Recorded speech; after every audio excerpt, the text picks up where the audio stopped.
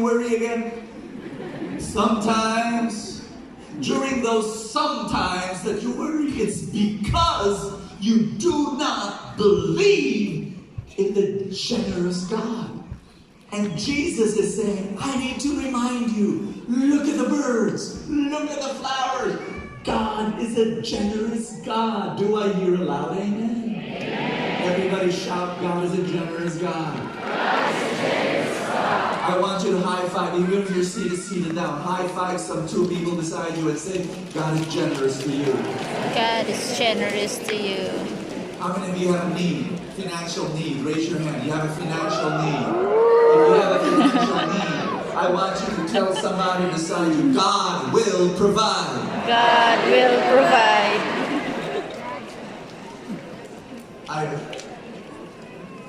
Let me tell you a story. When I was 15 years old, I was invited by one of the richest men in the country. They called him the chairman because he was chairman of the board of 20 plus gigantic companies. I would give you the names of these companies right now and they would be very familiar to you. First time to be in Forbes Park. I was alone. I went there and I was just like shocked at how big those houses were. But his house was extra large. In fact, it was a compound, different houses. This man, one of the richest men in the country, was crying. And I was just gawking at him, it's like, oh, he's crying. And I realized the reason why he invited me, that all the wealth in the world could not satisfy a deep need that he had. That was just wonderful, just being able to pray with him that day. But that's just an introduction. The story is about dinner. Because after that little prayer meeting, he led us into his dining room. His wife was there. And we sat, and how does a billionaire eat? So much food! Like overwhelming food on that table. But you know what really impressed me? Ask me what? Dessert. Dessert? Because the wife said, oh, what do you want to eat for dessert? Cake, donuts, ice cream. And I, just thought something I like. I said, ice cream. And when I said ice cream, I was not prepared for the question. What flavor? The maid, the helper beside me, who was attending to all my needs, she said, what flavor? You don't even way back. I mean, this was early 1980s. I mean, now, I don't know, maybe in some of your homes, that question arises. What flavor, Mr. Guest? But my gosh, early 1980s, what flavor? I could not answer. The helper said, you want vanilla, chocolate, strawberry, makapunong ube, rocky road. Wow. I want you to know that I wanted to look at his kitchen. Is there a grocery store? The reason why I was shocked, ask me why. Why? This was so very different from my house. In my house was a mom. Mom went through the Japanese War. And she was traumatized by the Japanese War. That in her mind, she was constantly living. Life was hard and money was scarce. That was her mindset. Basically, she had a scarcity mindset. And ice cream. We only had ice cream when it was someone's birthday in my house. Thanks be to God, we were 6. So we had 6 days in the year where we had ice cream. But even when we had it's Christmas, okay, 7. But when even we had ice cream, we fought who would be the scooper. Because the scooper technically can give ourselves a larger scoop. But in Chairman's house, there was no fight. There was no fight because there was an entire freezer that was dedicated to ice cream. Nobody needed to fight. In my mom's house, we would fight who would slice the cake. Because whoever slices the cake eats the icing on the knife. Yes or no? Yes. But in Chairman's house, do you care who will slice? No! Because I could tell the helper, give me cake, just icing, no cake. And I probably will get one.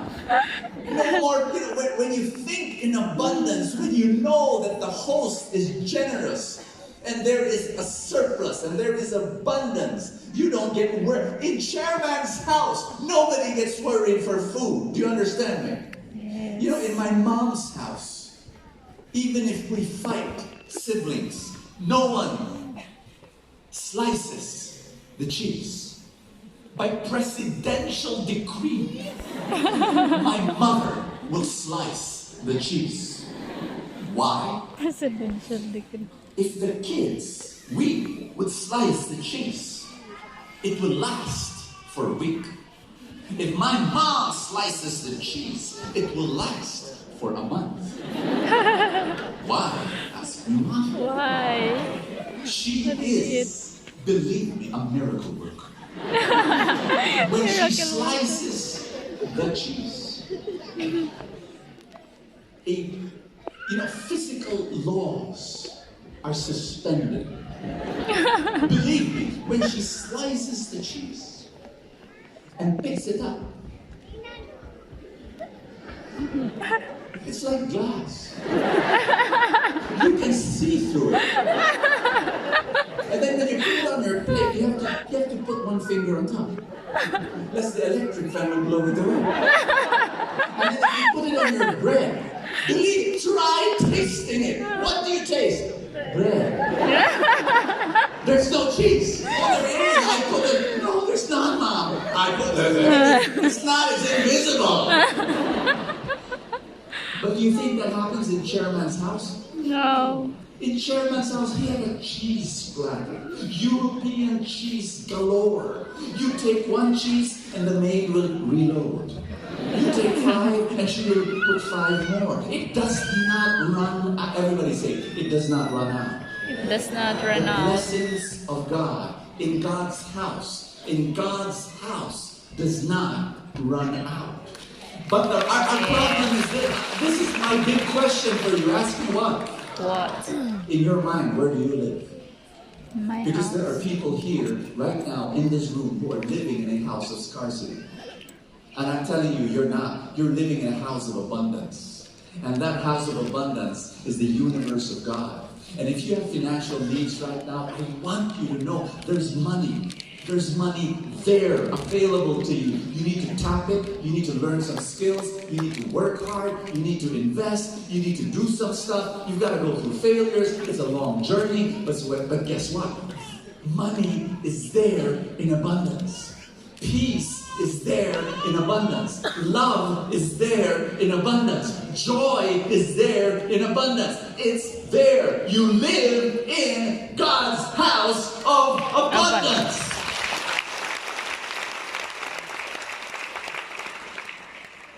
Worrying, start worshiping. Stop worrying, start worshiping. We like to say this truth again and again because it's true every single time we say it. When Jesus ended his lecture about this whole verse on worry, he actually gives us an alternative to worry, and I'll give it to you, okay? My dad used to tell us the story when he was young that this was one of his favorite fruits growing up. And my dad's family was like Brother Bo's family, very big family. How many of you are part of big families? Wonderful. My dad had 10 siblings. So imagine being the parents of that family, 10 mouths to feed. It was like every meal was an outreach program. One mouth, okay, next mouth, okay, next mouth. It was crazy. But anyway, my dad would share with me this funny story that for you to be able to eat properly, you need to be very quick.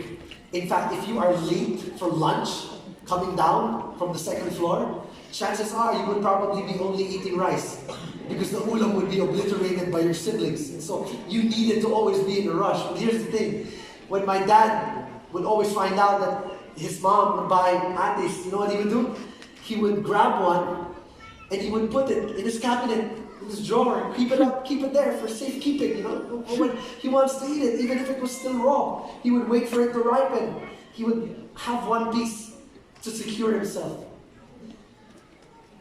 The reason why a lot of people have this scarcity mindset is because we often think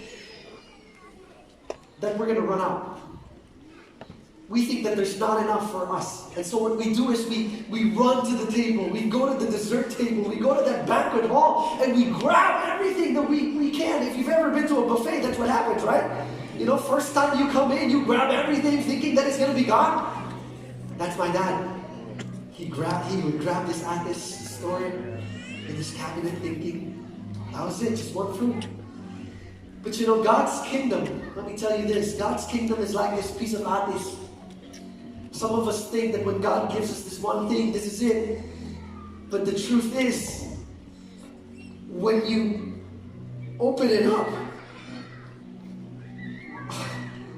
there's just so much stuff inside. I mean, this is so ripe. You want some? There's so much to go around. One seed is so much.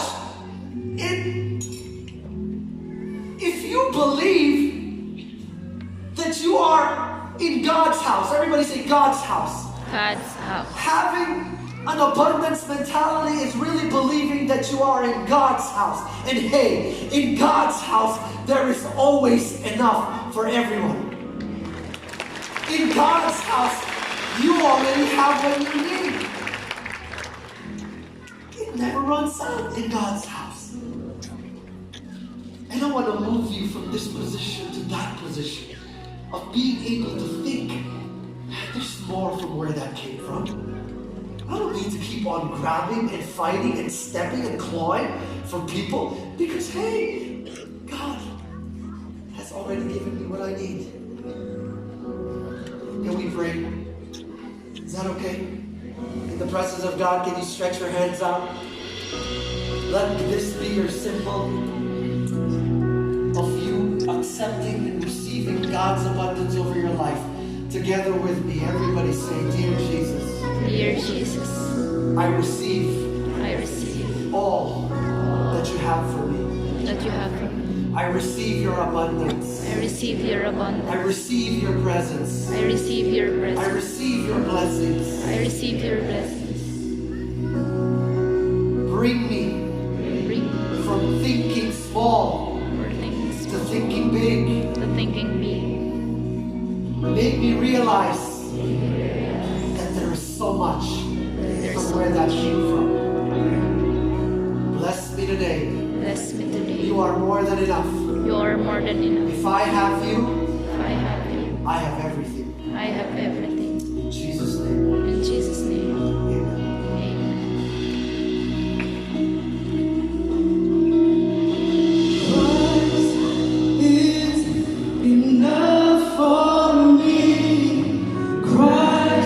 Making this decision. Come, let's do it.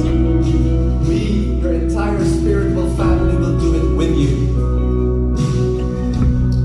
If I'm not forcing you to do this, but if you're deciding, may I invite you to lift both hands up in the air and say this after me. Jesus, Jesus, I trust you. I trust you. From this day on, From this day on, I trust you. I trust you. You are a generous God. You are generous. I surrender to you I surrender my to you entire life. my entire life. Jesus, Jesus, from this day on, from this day I on, receive you in my heart. I receive you in my Forgive me heart. for all my sins. Forgive me for all I my sins. receive your forgiveness. I receive your forgiveness. I am totally, perfectly, and completely loved. And from this day on,